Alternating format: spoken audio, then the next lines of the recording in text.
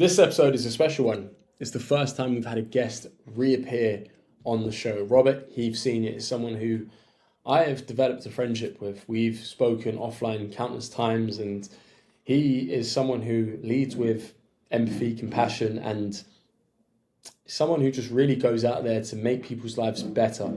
A man of faith, a man who is super vulnerable, always open, and holds his hands up when he needs that lens, that mirror to self-reflect. If you're a young man, in my opinion, he is someone that you can look at and really take abundance from, because he understands that his life isn't a complete puzzle, and it never will be. So I implore you, watch this show. As entrepreneurs, we all experience challenges in our business journey. I'm Heath Sr, and the Grappling Growth podcast is my attempt at documenting my entrepreneurial journey while building my brands. I sit down with fellow entrepreneurs, understanding how they grapple with growth. I hope you find value and enjoy. Robert, welcome back to the Grappling Growth podcast. Thanks, brother. It's a pleasure, as always, to be here, get to spend some time with my friend. Robert, I asked you this about 12 or so months ago, but I'm curious to see how the answer has differed, or how it differs right now. What does growth look like to you? It's a really good question. It does. It generally looks the same but different, if that makes any sense, right? Because growth to me looks like getting more and more in alignment with what my purpose is, with what I'm supposed to be doing. For my business, it looks like helping more and more people to live their lives in alignment with what their purpose is, right? To manifest that greatness that they have within them. Because so many people are kind of living lives of quiet desperation, feeling like they should be doing more, but not knowing how to get there. And so that's ultimately what growth is. But I think one of the things that I had not anticipated this year would be about, and areas where I'm growing, is in kind of, the word is surrender. There are so many things that I feel like I got conditioned when I was younger to, right, as a professional, especially as a high capacity professional, you learn to fix things. You learn to be the get it done person. You figure out solutions to problems. And it creates this belief, or this almost bias towards trying to solve everything, trying to fix everything. And one of the things that I've been learning recently that's been really interesting is the fact that there's certain things that don't need to be fixed. They need to be understood. And there's a difference. And surrendering to the fact that certain things have a timing and certain things come when they're supposed to come. And that oftentimes we're getting prepared, or we're learning something, right? It's kind of, to give an example of it that's a little bit more tangible. My son's a freshman in high school. And so on the weekends we go, and as you know, I talked to you about before, I used to be a basketball coach. And so one of the things that I'm doing with my son is working with him on basketball drills, on different things. And what's really interesting is when I'm teaching him certain moves, I have to teach him the timing of the moves to be able to wait for the indicator, to be able to wait to see whether or not he's going to move into the next thing. Because we'll work on a dribbling sequence. So you might cross over about all types of different things. And he'll just be going through it all at the same speed, right? With football, same thing. He'll be going through these moves all at the same speed. And it's like trying to teach him the power of the pause, the power of that moment where you do the move and you see how the defender reacts, because the defender actually tells you what the next move is that you need to do.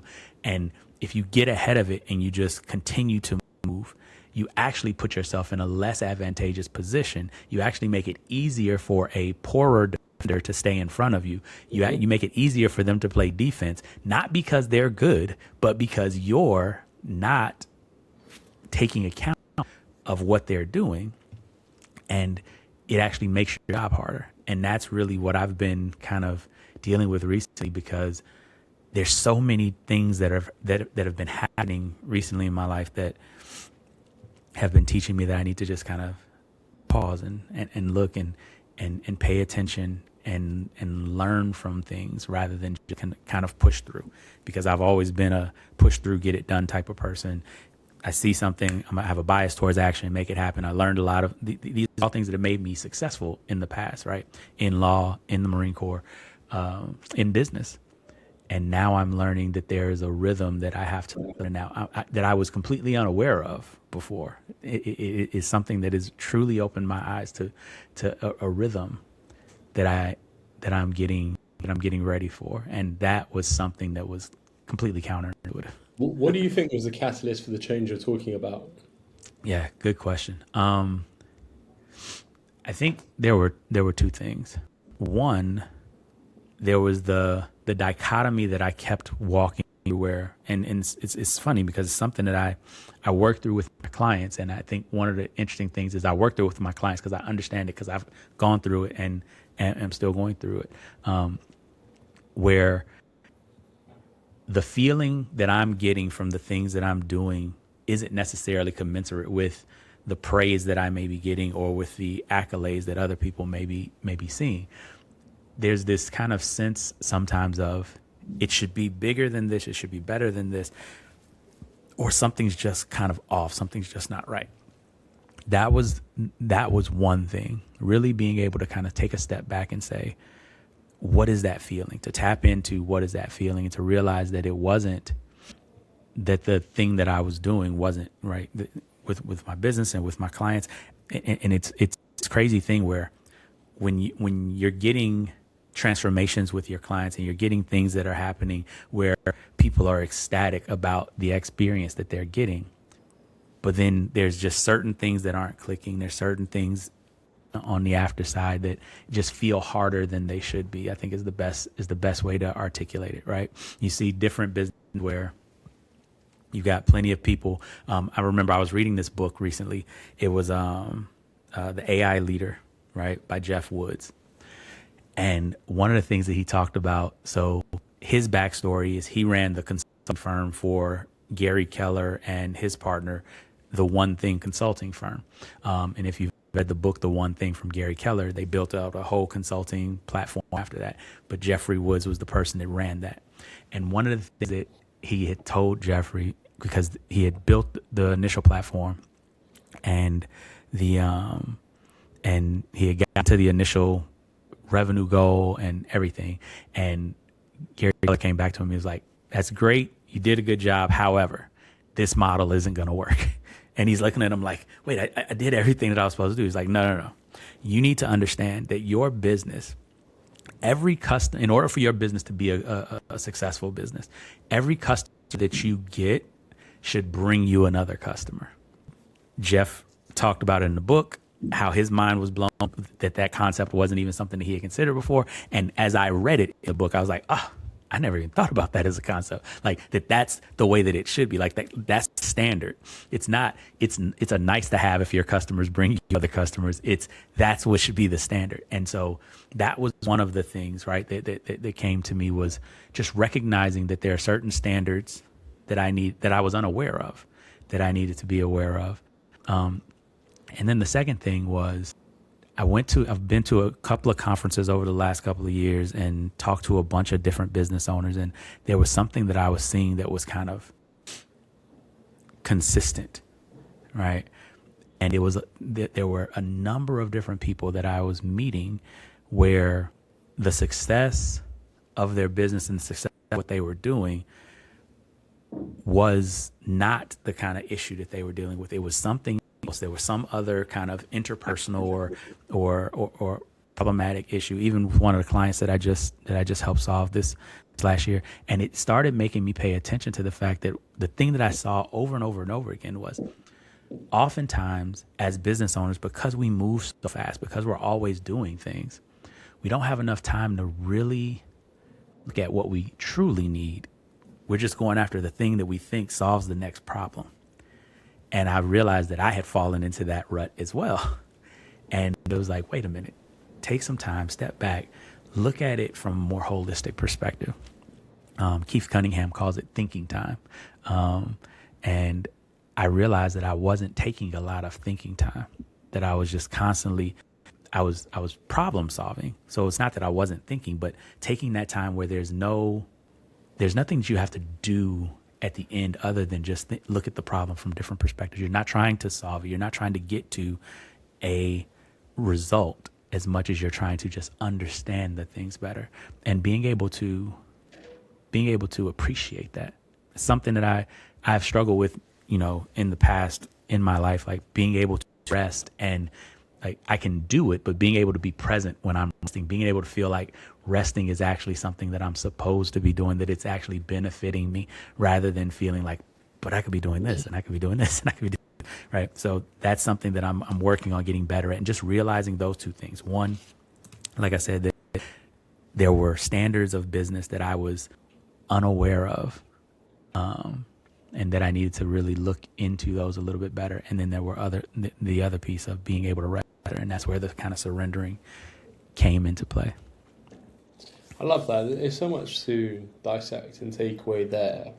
And I feel that there was a video that a friend shared to me a couple of days ago. And I think a lot of it plays into maybe the curse of ambitious people, you might want to call it, where you look at, and most people will look at the things they've done and say, you know what, that was actually quite good. They log off, they close their computer, or they leave the building site and they say, that's it, I'm ready to go again tomorrow. And you might have accomplished 6 things in a day, but then you still think, you don't look at the 6 things you accomplished, you look at the 2 things you didn't, and it really works away at you and it frustrates you, and it leaves you to the point where you're going to bed next to your spouse and you feel a bit irritable, and it's nothing to do with the other person, it's just to do with the fact that you feel you didn't squeeze everything out of the lemon that you wanted to there.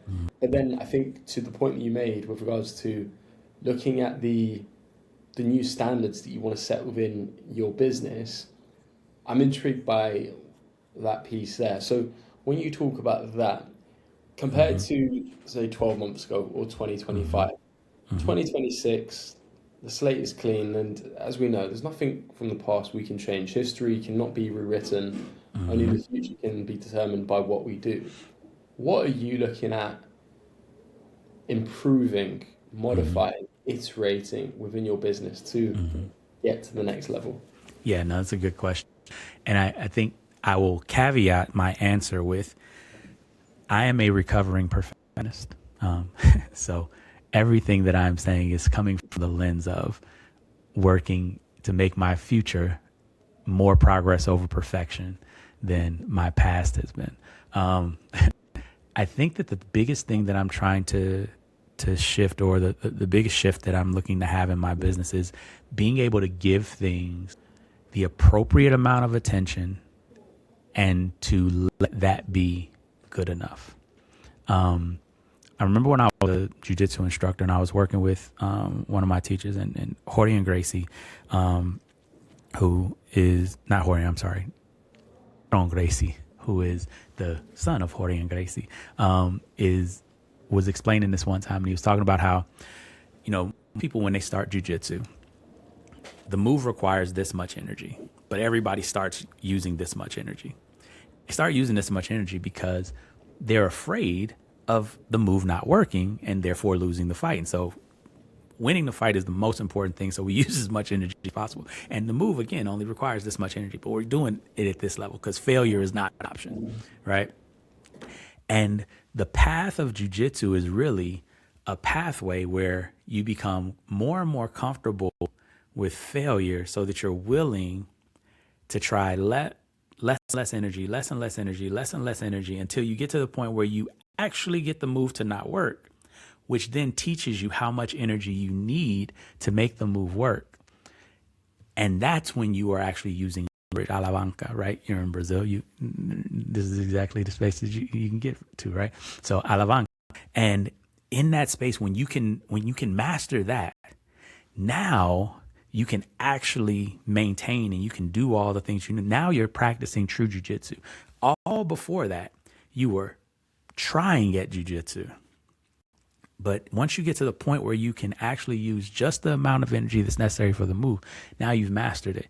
And I think that that's really what I'm trying to implement in my business, to be able to to be comfortable with doing things at a level where I find how much energy is necessary, because I've been overexpending energy on things that don't need that much energy for a long time.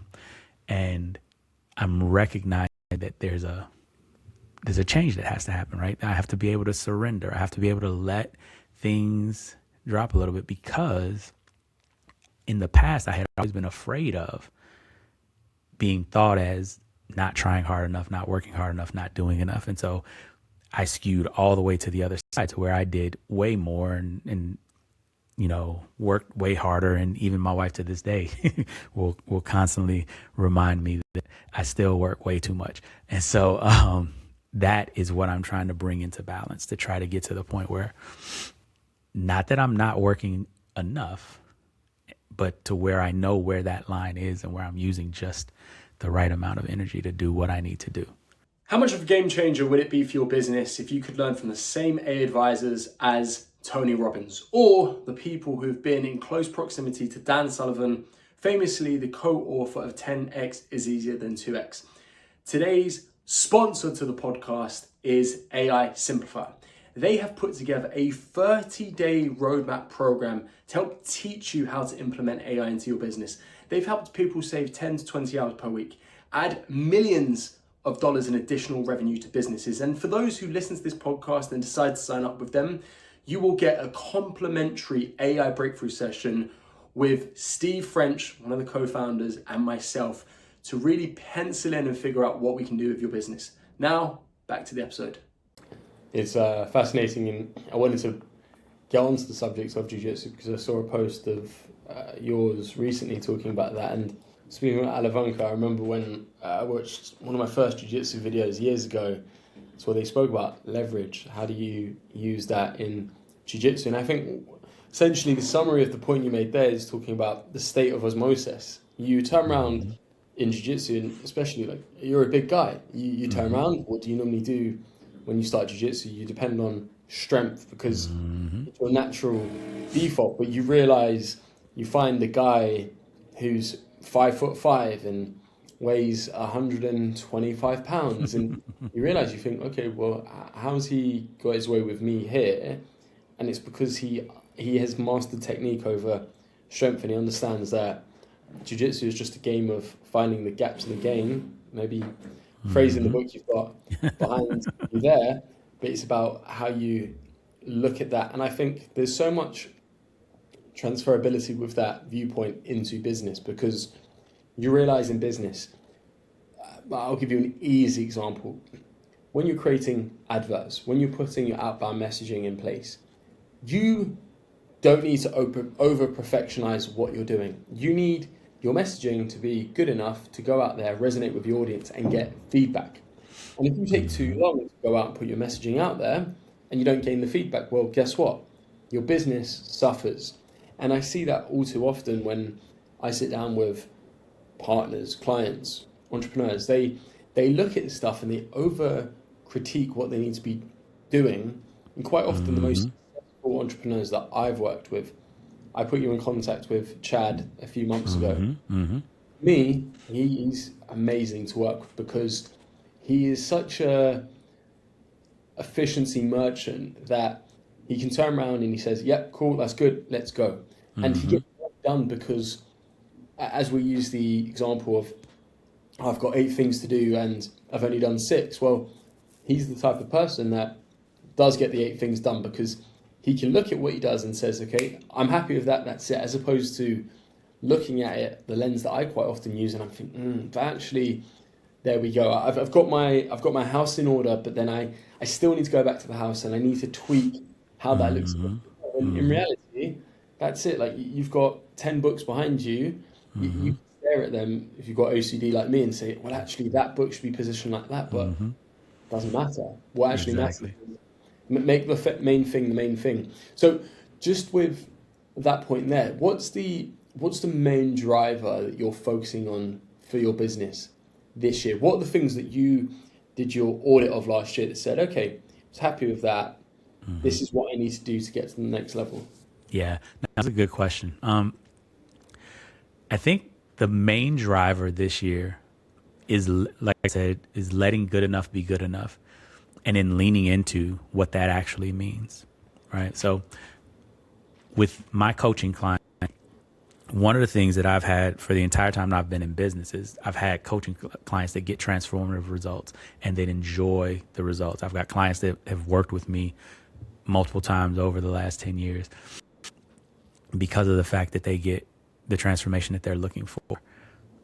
And the shift, though, was focusing on making it easier for my clients to bring me other clients, right? That's the big thing that I'm looking for this year, like I said, from that book, to figure out how can I make it as easy as possible for my clients to refer their friends, to bring people to me that need the transformation that they just received. And so, you know, that's really the big focus that I'm working on this year.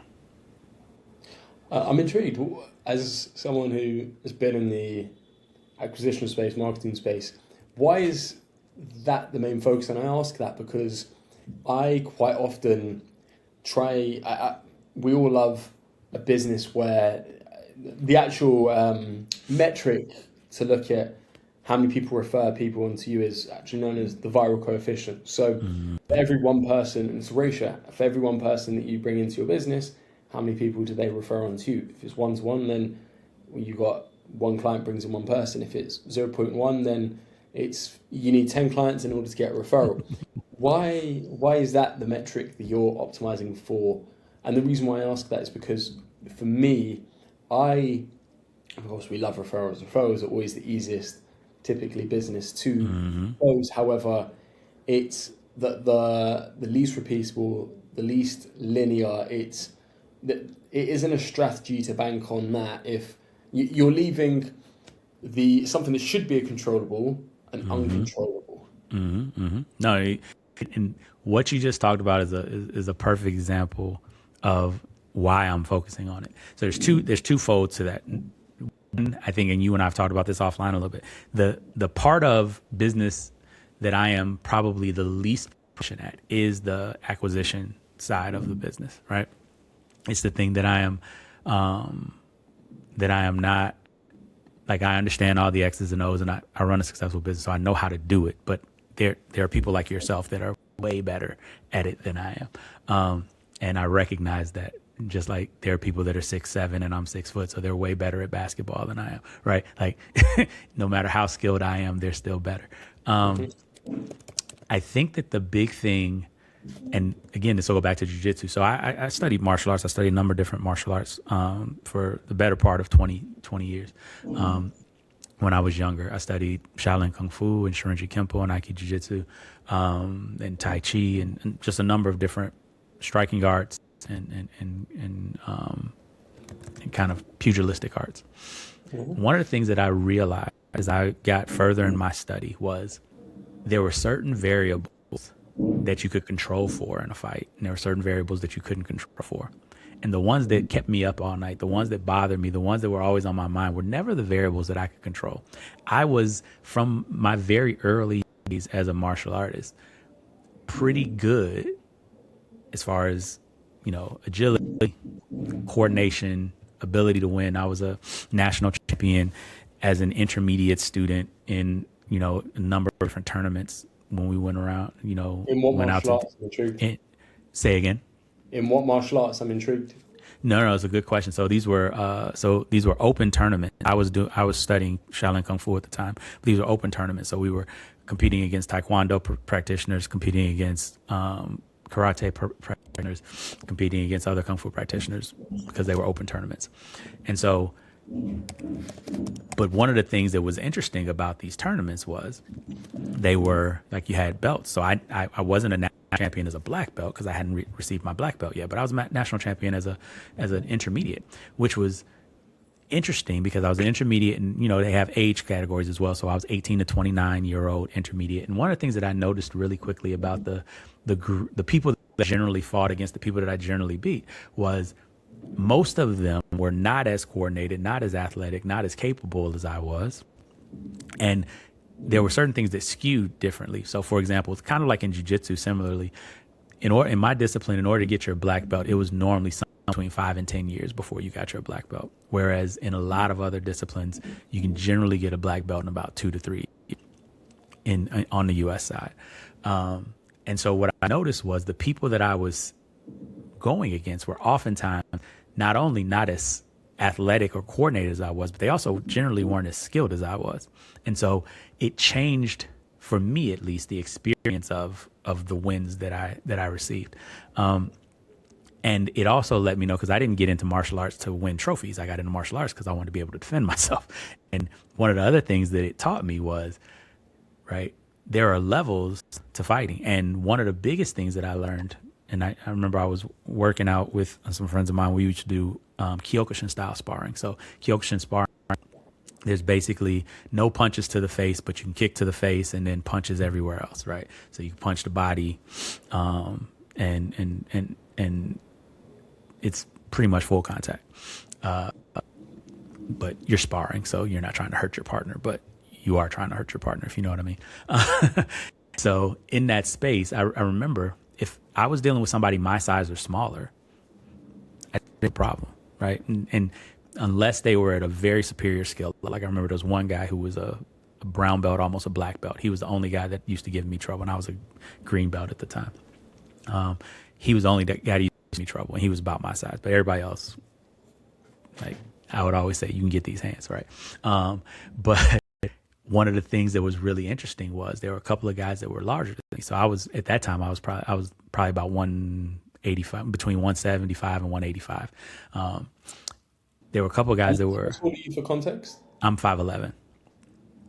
Yeah. So then there were a couple of guys that were, one guy was 6'1", about 225. Another guy was 6'3", about 250.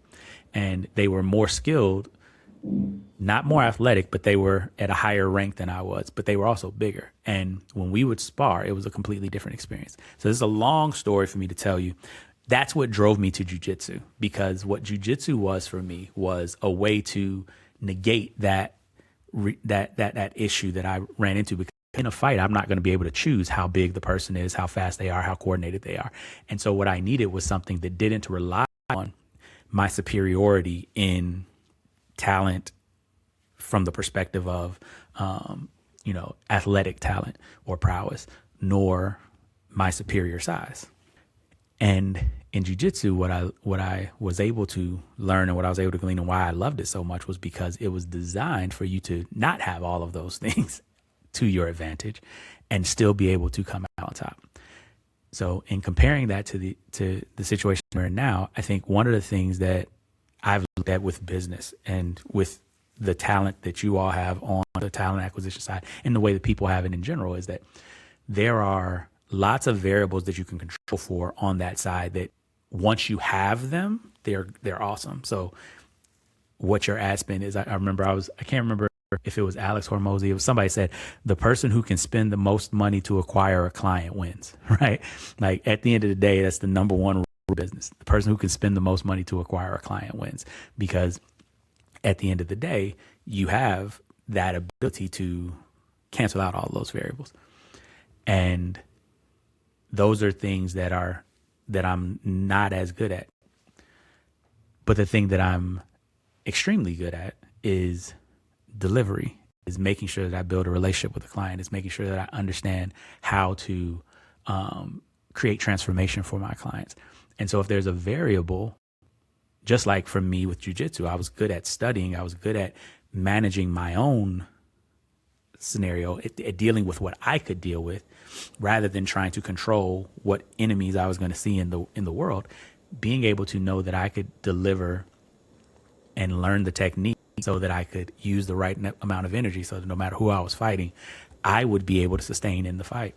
That was the goal. And similarly, focusing on that variable, how do I ensure that my clients then can go and get other clients? That for me is the thing that I have the most control over as a variable, even though it's one of the least controllable variables, if that makes sense. How much of a game changer would it be for your business if you could learn from the same A advisors as Tony Robbins, or the people who've been in close proximity to Dan Sullivan, famously the co-author of 10x is easier than 2x? Today's Sponsor to the podcast is AI Simplify. They have put together a 30-day roadmap program to help teach you how to implement AI into your business. They've helped people save 10 to 20 hours per week, add millions of dollars in additional revenue to businesses. And for those who listen to this podcast and decide to sign up with them, you will get a complimentary AI breakthrough session with Steve French, one of the co-founders, and myself to really pencil in and figure out what we can do with your business. Now, back to the episode. And I love that as well, because I think where a lot of people think, oh, it is the uncontrollable variable, of course. But then this is where my mind goes to, at least, is I think of how do I optimize that variable and build systems so we improve it. And it's looking at how do you delight clients, customers. It's what can you put in place to figure out and say, okay, well, based off of the information and data we have, where do we make the most changes? Because similarly to what we were talking about, if you've got 10 different decisions to make, but one or two are catastrophically or unanimously more important than others, then work on those two. Not all of those decisions are equal. There are a few that actually make the difference. And too often I find people spend way too much time over-analyzing, over-assessing, working on 10 problems, 10 variables with the exact same way. Whereas if you know, for instance, they always use the analogy of, or the example of an elevator, a lift for us in the UK. You're not going to turn around and increase the speed of a lift. What did they do a long time ago? They put a mirror in the lift to take someone's mind away from, okay, we're in a lift, we're going down. Oh, they also put music in there. They made it interactive. Exactly. So people might, let's just say, if you've ever gone to Eastern Europe, Soviet Europe, you go into a lift, a very old school lift. It's a bit of a horrifying experience. I actually got stuck in one when I was 21 with a friend. We went to Prague. You basically pull this cage across you, you close the door, you step in and you think, fuck, am I going to die here? Is this going to get stuck? And as I said once, we got stuck and we were like, oh my God, we were stuck between floors, we had to climb out. But the point being is, take the lift from the 1960s. It's not an enjoyable experience. But nowadays, you've got lifts that are made out of glass and that on the outside of a building, and they go down and you've turned something which is to get you from A to B into an experience. You've put a mirror, music, all of these different theatrics. Yes. Soon, we're probably going to be able to play Connect 4 in a lift. But it's looking at the things, and ultimately in a business, people are going through that journey. So when we look at customer experience, how do you improve that? And funnily enough, this was the start of February, and these were the wheels in motion that I had from the back end of last year. I looked at my business and I thought, what can we improve naturally? What can I make an adjustment to that can give us more leverage? And we hired an operations manager called Daisy to come in to essentially just rip apart everything I've built before, because hands up, operationally, that's one of my weaknesses. And we've done enough to get us to the dance here, but I know where I want to get the business to that next level requires an extra pair of hands, but not even an extra pair of hands, an extra pair of hands that are suited to what they do. And I remember we had a conversation back last summer, and you said, who, not how, literally the book you have behind you. Yeah. And from reading that book, I made two really important hires there, but really, I guess where the world has been, it's never been AI. We have really just obliterated what we were doing before. And every time we look at where we would have normally made a hire, or where we would have normally have turned around and done whatever we wanted to do one way, we would look at it and say, how do we implement automation and artificial intelligence to do this for ourselves? So my question to you is, with the evolution of AI, what have you started to look at over the last, say, 6 or so months to really help your business? I know that you've got a lot more active with LinkedIn. I know you jump on a lot of podcasts, but away from content creation and podcasting, is there any places where you and the team are implementing and leveraging AI to really just buy back your time? Yeah, no, tremendously so. So one of the things that I did when ChatGPT first came out, and kind of everybody, this was back when, it got to 1 million customers in like 5 days or whatever it was. And I was like, there's something going on here with this AI stuff. So I went and got an AI specialist certification, understanding how AI systems are built, all the back end, all the rest of that type of stuff, just to educate myself. And something that I've been doing, a partner of mine is really looking at all of the potential that AI has to improve business. So one of the things that we do, for example, in our side is I use AI, and this is one of the things that Jeff Woods talks about in that book that I told you about, AI leadership, or the AI driven leader is the name of the book. But I use AI as a thought partner all the time, really to go through and help me to see things, to help me to find blind spots, help me to look at things from a perspective that I'm not looking at it for, looking at systems that we have and saying, okay, this is how we're currently doing things. How can we improve this? What are 4 non-obvious things that we can do to improve and scale? And it's dramatically improved the way that I do business. So for example, my brother and I own a restaurant, and I use AI to run scenarios and simulations all the time of what if we make this tweak, or if we do this thing, how does that move? How does that change things? So in our business, it's something that is constantly evolving. I use AI to, of course, build content and do different things like that, but more importantly, to system engineer and to help me to system engineer and to troubleshoot systems, because you can do simulations in AI without having to have it fail in the real world. It fails in AI and you're like, oh yeah, we need to fix that. So those are some of the things that we're doing right now. That is really cool. I think that what you're talking about, scenario planning, scenario engineering, is really good. As a kid, you had to play career mode on FIFA, or you play a game and you'd go through and you'd simulate a match, or you play a match and you'd lose it, and then it gives you the option to say, would you like to start again? And you say yes. And then what do you do when you play again? You're like, oh, remember I made this mistake and I shouldn't do this. Or you're running through a building playing Call of Duty, the enemy's coming out from the left, they're flanking you there. Okay, well, I'm not going to run to the left, I'm going to pull back, whatever. I do think that is one of the best advantages of AI today at such a democratized scale, that this is allowing everyone, more or less, because it's free, it's open source. I mean, you've got some countries where OpenAI, Claude are not accessible, North Korea to name one example. But giving people that level playing field is just increasing the general intelligence of the population, of the people who do use it, and looking at it from that lens. And I love that, because I think, as we were saying there, you're able to walk the path you're potentially going to walk first and think, okay, and naturally AI, you've got your beta. How close is it varying to that beta? We don't know. It doesn't know what geopolitical risks and uncertainties are coming around the corner. Therefore, it can't anticipate that. Black swan events, if AI was generated, if OpenAI was around December 31st, 2019, and you said, give me a cash flow forecast for the next 12 months, it wouldn't have pinned in the black swan event of COVID. Exactly.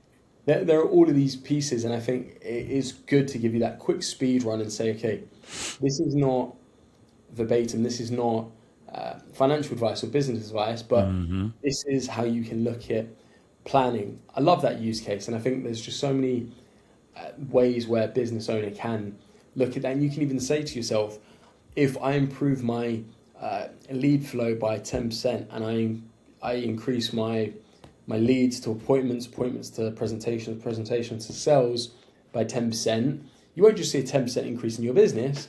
Overall, that is going to snowball and it's going to compound as that goes on. It's a compounding effect. No, I agree with you. And I love the point that you brought up about how, right, because there's a lot of people out there that are, and it's helped by all the kind of AI hypers that are out there as well. There's a lot of people out there that are thinking that AI can like do everything for them, and that it can just take away the need to think or the need to plan or pay attention.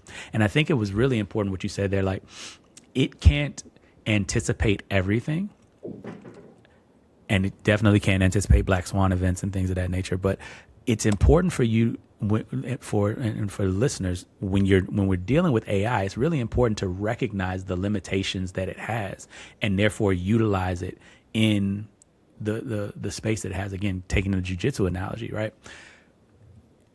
There's not like one special jiu-jitsu move that defeats everything, right? There's a particular move for a particular situation. There's different tools for different things. And I think AI is a tool, and AI is a multifaceted tool, like a multi-tool, if you would, but you still have to recognize what tool is necessary for the job that you're dealing with. And remember that it's only the tool. You still have to use it to solve the problem. And that's the thing that we do intentionally, is we really work through kind of figuring out how to solve the problem, but using AI as a tool rather than as a solve all. Well, I mean, I don't know if I've mentioned it before to you, but we started a research piece March last year, which essentially has gone over for the last 12 months. We interviewed over 200 entrepreneurs, founders, CEOs. We ended up shooting 60 podcasts within this specific series. It's called The Intelligent Edge. We sat down with all of these really clever people from around the world, US, UK, Australia, Canada, loads of what they call tier one English-speaking countries, understanding how people are leveraging AI within their business. And the report will be out soon. By the time this recording comes out, it will already be out. It's called The Intelligent Edge 2026, a report looking at how smart businesses are leveraging it to become more efficient in what they're doing. And the amount of findings and research that we've gone through is, I mean, it's educated me like nothing. And I feel very privileged to be the person who's gone through and got all of this insight, essentially like a dissertation. But as you were saying, and this is where a lot of people are becoming fearful. They're thinking that AI is there to take their jobs, and it is replacing jobs, of course. But OpenAI, or if you set up a workflow on N8N, once that is executed and it saves the business money, it's not saving AI money. Of course, Anthropic, OpenAI, they're making money from tokens, but it's not going down the street to your favorite coffee shop and buying a coffee, or it's not taking its partner out to the cinema on a Friday night. It's there, and the people who are understanding how to leverage it and utilize it, they are the ones who are benefiting from the use cases of it. And as you said, it's there for deep research. It's there to become agentic and then piece workflows together and actually program tasks, but it still hallucinates. There are still issues with it. It still cannot accurately assess everything that's going on. But where I see AI having some of its best use cases for businesses is where it's able to turn around and do tons of the heavy lifting, data analysis, data inputting, research. That's where it works really well. The human to human aspect, I think that's where, as a business, when I work with a business and I consult, I really advise them, keep the relationship side of things together as best as possible. And where you can turn around and, for instance, use fireflies in a call that takes your notes. So you turn around, summarize fireflies, set up the API integration so it goes into your Slack, and then send a meeting summary back to whoever you're talking to straight away, as opposed to thinking, need to remember all of these notes. Well, it does all of that there for you.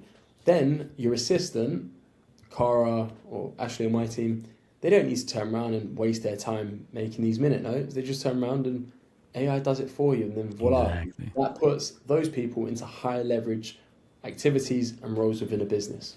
100%. Yep. And it's just like, we just automated a process for our Legacy Builders Roundtable.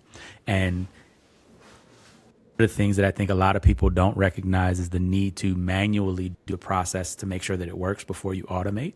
And that's where a lot of people run into the problems, because the problem is not in the strategizing of a process. The problem is always in the implementation and making sure that the error cases get out of the process.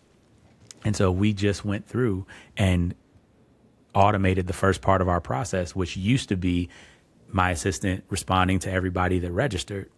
and we were able to automate because it's a more intimate space. So we want to make sure that it's there. But now we've been able to automate it to where they're still going to get a response from my assistant eventually, but it's not, it's one response, and that's even able to be automated, but it's direct. And those types of things are so important, right? And with AI added into that, because it hallucinates, because it doesn't have the full chat memory and all the things that it needs, there's so many things that I think a lot of people just need to understand how to implement it following best practices. And that's something where there's a tremendous space for training. And so I think the report is going to be phenomenal.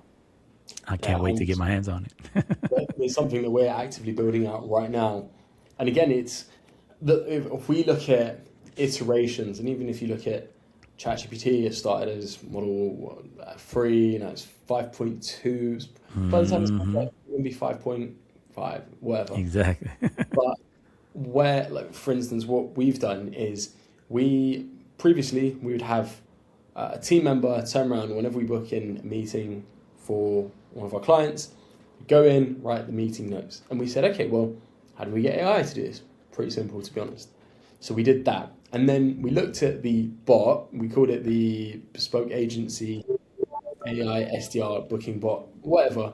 And I thought, how do we make this a bit more humanistic? Because I think that'll do better at building connections. So we called it, Bella.